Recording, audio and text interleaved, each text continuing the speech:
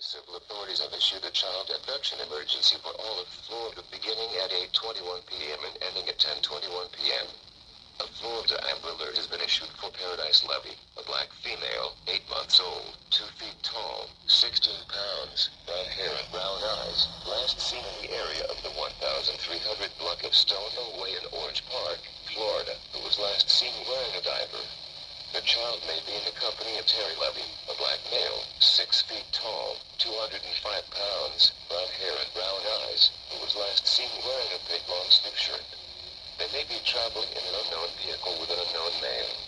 If you have any information on the whereabouts of this child, please contact the Clay County Sheriff's Office at